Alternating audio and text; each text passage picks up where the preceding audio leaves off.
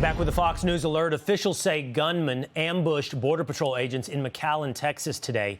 The suspect showed up to a border facility armed with a rifle and tactical gear. Police and federal agents returned fire, killing the suspect. Officials tell Fox this was a purposeful ambush targeting federal agents, and we've seen similar cases. On Friday, July 4th, a Texas officer was shot in the neck responding to a call outside an ICE facility in Alvarado, Texas. Let's bring in now retired ICE agent Victor Avila. Victor, it's great to see you again. Great to be back. This is concerning. As we were just discussing, there's also some attacks in Portland, Oregon. I know each one of these instances need to be handled as investigations on their own, but we have seen several now attacks on ICE agents. Absolutely. You can't ignore the pattern here. And I got to say, this is the rhetoric. This is the narrative that the left has been putting out, basically possibly enticing these people to do this. And my thoughts and prayer are to the officer that have survived. Thank goodness for the I don't know if it was Borstar or BORTAC, or Border Patrol agents, that took this guy out. But listen, I've been there with these ambushes. It is incredibly, I get so upset. I get emotional. It's been an emotional weekend with everything that's happening in Central Texas with the floodings. And then to hear this morning, I was just outraged. You know, this is something that the left needs to clear up. It's enough. I've had about enough of them putting this information out. A lot of misinformation, by the way, about who ICE is, what Border Patrol does, what is their duty, what is it that the laws that they're enforcing. These are men and women that are upholding the duty and the oath that they swore to do. Nothing more than that.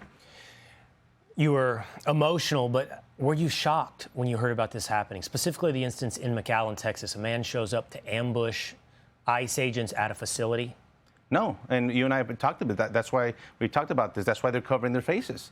This is the reason why they have to go through these precautions. Now they have to even worry about the place of business or where the actual building that they go into and these detention facilities. They don't understand the process. And I think this is a big narrative that the left has to go and fix. And we're trying to do it, and we're trying to say it, is what these facilities are, what they're about, what the due process is when an undocumented person gets removed from this country. It is a little different, but not that much different than a regular county jail or police officer putting somebody behind bars. They need to understand how this process works and leave them alone. Well, you talk about the rhetoric on the left. It doesn't look like it's headed in a good direction. This is according to Axios, grassroots groups under Democrats encouraging Democrats to get more resistant to Trump and his policies. In fact, listen to this quote. The grassroots wants more. Some have suggested what we really need to do is be willing to get shot when visiting ICE facilities or federal agencies. A third House Democrat told Axios, our own base is telling us that we're not doing enough good. There needs to be blood to grab the attention of the press and the public, the lawmaker said. That's the shocking part. And it seems to be that the left and the politicians on that side are doing everything that they can to go against the Trump administration. But I'm not hearing them correcting some of these issues. You want to talk about fixing the immigration system? Let's do that. But I don't see them bringing forth some of those issues and trying to fix them rather than continue to attack, and call on people to basically get shot. Yeah. I mean, take a bullet.